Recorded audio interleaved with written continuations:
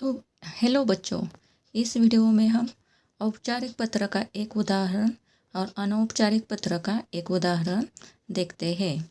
आप सभी को तो मालूम ही है औपचारिक पत्र किसे लिखा जाता है, जिससे हमारा निजी संबंध नहीं होता है। जैसे कि विद्यालय के प्रधानाचार्य को पत्र, कार्यालय को पत्र, और कार्यालय को पत्र में प्रार्थना पत्र वगैरह आते हैं। उसके साथ ही पुस्तक विक्रेता को पत्र। तो यहाँ पर एक औपचारिक पत्र कौन सा आपको लिखना है? 2 दिन के लिए प्रधानाचार्य को प्रार्थना है। 2 दिन के लिए आपको छुट्टी चाहिए। 2 दिन के अवकाश के लिए प्रधानाचार्य को प्रार्थना पत्र। तो आपको कैसे लिखना है? ऊपर क्या देना है आपको? सेवा में, क्योंकि वो औपचारिक पत्र है। प्रधानाचार्य या प्रधानाचार्य, तो हमारे स्कूल में कौन है? मैम है। तो हमें क्या लिखना है? प्रधानाचार्य। यहाँ पर प्रधानाचार्य को पत्र प्रार्थना पत्र है, लेकिन ये हमारे स्कूल के नाम से दिया हुआ ही उदाहरण है। तो हमारे स्कूल के लिए क्या आएगा यहाँ पर बच्चों? प्रधानाचार्य।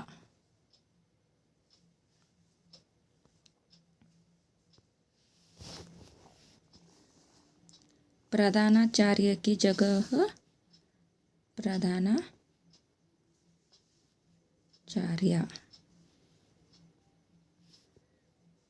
फिर से लिख कर दिखाती हूँ।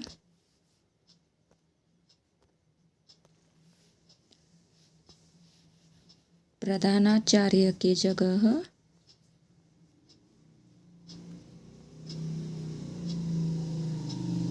प्रधानाचार्य।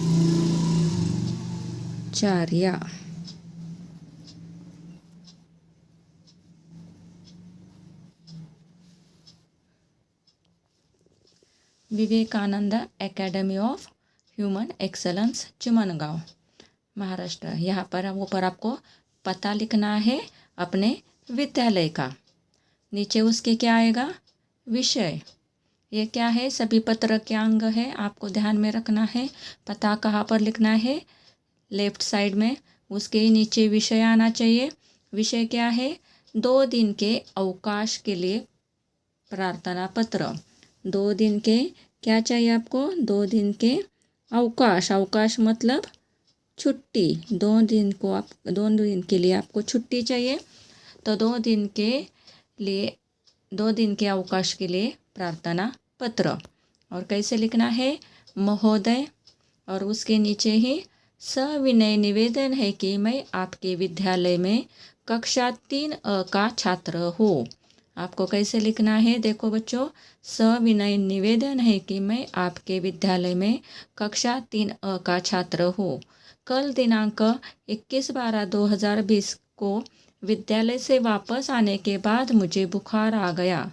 डॉक्टर ने मुझे 2 दिन आराम करने के लिए कहा है, इसलिए दिनांक 22/12/2020 से 23/12/2020 तक अवकाश प्रदान करने की कृपा करें। अवकाश प्रदान, ये अवकाश प्रदान करने की कृपा करें। तो देखो यहाँ पर बच्चों, आपको पत्र की मुख्य सामग्री के बारे में पता चला ना, क्योंकि संक्षिप्त में ही आपको उसमें लिखना है। तो आप कौन सी कक्षा में हो, कौन से डिवीजन में हो, और आपको कब तक की छुट्टी चाहिए, ये भी आपको यहाँ पर मेंशन किया हुआ गया है। देखो कितनी स्वाभाविक भाषा है और स्पष्ट भाषा में ये पत्र की सामग्री यहाँ पर दिखाई गई है। इसके नीचे आएगा धन्यवाद, आपका आज्ञाकारी शिष्य। अगर गर्ल है, लड़की है, तो क्या आएगा? आपकी आज्ञाकारिणी शिष्या। नीचे आपका नाम आर्य पवार।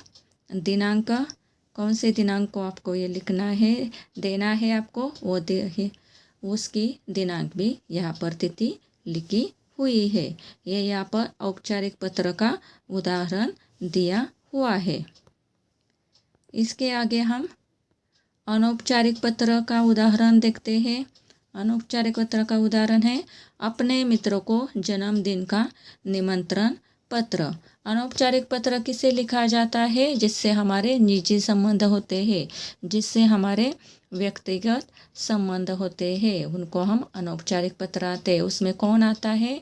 आपके रिलेटिव्स आते हैं, उसके साथ आपके परिवार के लोग आते हैं, आपका मित्र परिवार आता है। तो यहाँ पर आपके मित्र को जन्मदिन, उसका जन्मदिन है और उस पर आपको क्या करना है? नहीं, अपने मित्र को जन्मदिन का निमंत्रण पत्र। आपका खुद का जन्मदिन है और आपको क्या करना है? अपने मित्रों को तब उस पर आपको इनवाइट करना है। आपके मित्रों को क्या करना है? आपके जन्मदिन पर इनवाइट करना है, निमंत्रण देना है। तो उसके लिए आपको उसे पत्र लिखना है। तो उसके आगे क्या आएगा? ऊपर क्या आएगा? पता आएगा। 25 कस्तूरी विला, कोरेगांव पुसेगांव रोड, कोरेगांव। दिनांक आएगी 21 दिसंबर 2020। यहाँ पर बच्चों दिसंबर की जगह पर आपको मई लिखना है।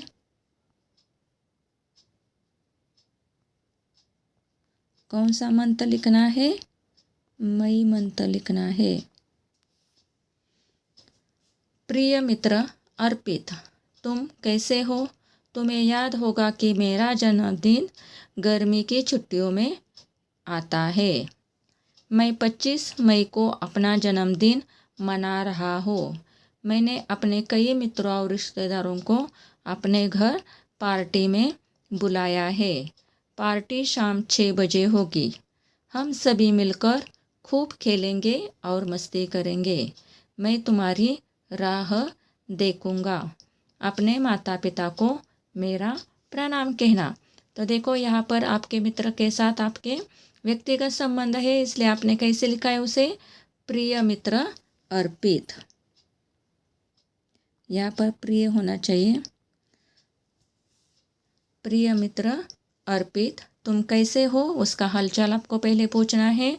उसके बाद उसके याद दिलाना है कि आपका जन्मदिन कब आता है और उसमें आपको किसको किसको बुलाने वाले हैं, और तुम्हारे घर में जो बड़े लोग हैं उनको प्रणाम भी कहना है। और उसके नीचे ही तुम्हारा मित्र आदित्य। बच्चों आपने यहाँ पर देखा अनौपचारिक पत्र और औपचारिक पत्र में डिफरेंस क्या होता है।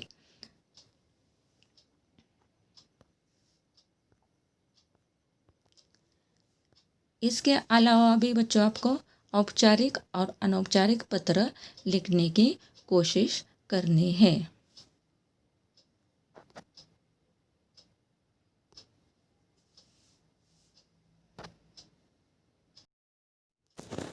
अब हम सही विकल्प को चुनिए, देखते हैं। पहला है पत्र मुख्य रूप से डैश प्रकार के होते हैं।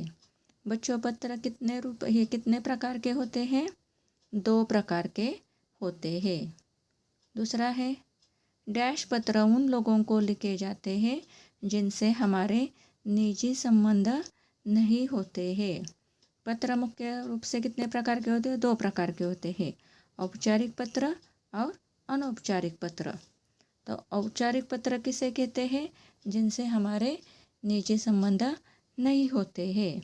और अनौपचारिक पत्र किसे कहते हैं? जिनसे हमारे निजी संबंध, व्यक्तिगत संबंध होते हैं। जैसे हम घर के परिवार के लोगों को लिखते हैं, उसे हम अनौपचारिक पत्र कहते हैं। तो यहाँ पर सही जवाब क्या है? औपचारिक पत्र।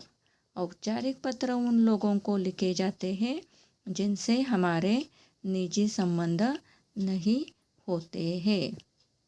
तो पत्र के 2 प्रकार होते हैं और दूसरा जवाब है औपचारिक पत्र, जिनसे हमारे निजी संबंध नहीं होते हैं। तो अब मैंने यहाँ पर बच्चों डायरेक्टली आंसर दिया है, आपको उसके और भी ऑप्शंस लिखकर लिखने की कोशिश करनी है। तीसरा है जिन व्यक्तियों से हमारा व्यक्तिगत संबंध होता है उन्हें डैश पत्र लिखे जाते हैं। अभी मैंने आपको कहा था पत्र के 2 प्रकार है, औपचारिक और अनौपचारिक। तो उसमें से जिनसे हमारे व्यक्तिगत संबंध होते हैं उन्हें हम अनौपचारिक पत्र लिखे जाते हैं, उनसे उन्हें हम अनौपचारिक पत्र लिखते हैं। फोर्थ है, विद्यालय के प्रधानाचार्यों को लिखे जाने वाला पत्र किसके अंतर्गत आता है? विद्यालय के प्रधानाचार्यों को लिखे जाने वाला पत्र औपचारिक पत्र के अंतर्गत आता है, क्योंकि हमारा उनके साथ निजी संबंध नहीं होता है। तो उनको अगर आपको कुछ प्रार्थना पत्र लिखना है, आपको अगर कोई छुट्टी है या कुछ आपको निवेदन करना है, तो आप जो पत्र लिखते हैं वो पत्र किसके अंतर्गत आता है? औपचारिक पत्र के अंतर्गत आता है। तो आपको बच्चों पहले ये डिफरेंस समझ में लेना चाहिए, औपचारिक पत्र क्या है और अनौपचारिक पत्र क्या है। इसके बाद 5th नंबर का है, परिवार के लोगों को लिखे जाने वाला पत्र डैश पत्र के अंतर्गत आता है। परिवार के लोगों को लिखे जाने वाला पत्र डैश पत्र के अंतर्गत आता है, अनौपचारिक पत्र के अंतर्गत आता है, क्योंकि परिवार के लोगों के साथ आपके निजी संबंध होते हैं, व्यक्तिगत संबंध होते हैं, तो वह पत्र किसके अंतर्गत आता है? अनौपचारिक पत्र के अंतर्गत आता है।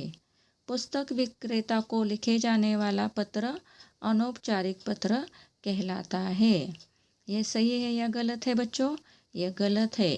पुस्तक विक्रेता को लिखे जाने वाला पत्र औपचारिक पत्र कहलाता है, ना कि अनौपचारिक पत्र कहलाता है। इसलिए ये क्या है? ये गलत है, क्योंकि पुस्तक विक्रेता के साथ हमारे व्यक्तिगत संबंध नहीं होते हैं। तो ये कौन सा पत्र है? ये औपचारिक पत्र है। तो यहाँ पर जो अनौपचारिक पत्र विक्रेता को कहा गया है, ये गलत जवाब है। आपको अगर सही गलत आता है तो वो भी आपको लिखना है।